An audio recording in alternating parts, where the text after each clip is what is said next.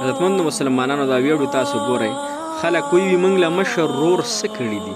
دا هغه مشر ورور دی چې ټوله ځواني د دې نوجوان د دې خپل ورور دپاره په دو ولګوله، خپلې ښځې بچیانې په دو باندې ولګول، دې خپلو وروڼو خویندو له حلاله روزي ګټي، خپله زندګي ختمه کړه، خپل ویښتیان سپین کړله او خپله د ځوانۍ قوت ستاسو دپاره او زموږ دپاره خرج کو. او بیا چې راشي او کله مسافرۍ نه ختم شي نو بیا ورته دغه ورور وایي تا زما دپاره څه کړي. ته د مشر ورور مقام څه پېژنې؟ مشر ورور خو د پلار قایم مقام دی. د مشر ورور خیال وساتو عزتمندو مسلمانانو.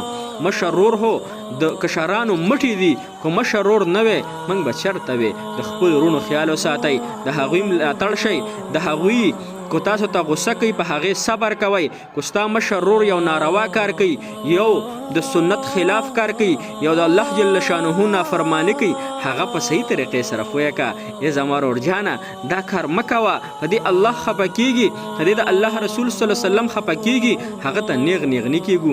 تا ماله څه کړي دي؟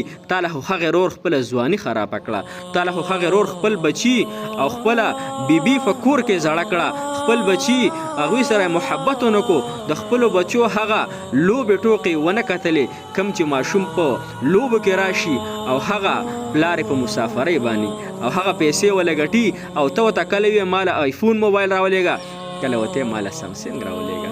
هغه غریب په شپه ورځ کې لګي، زموږ دپاره محنت کوي، زموږ دپاره حلاله روزي ګټي.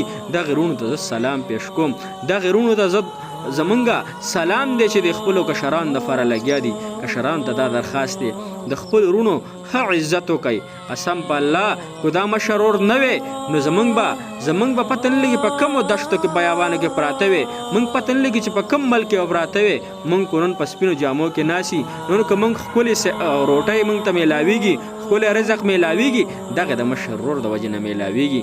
الله جل شانه دې غونډو کشرانو ته د مشرانو عزت ورنصیب کړي. الله تعالی دا عمل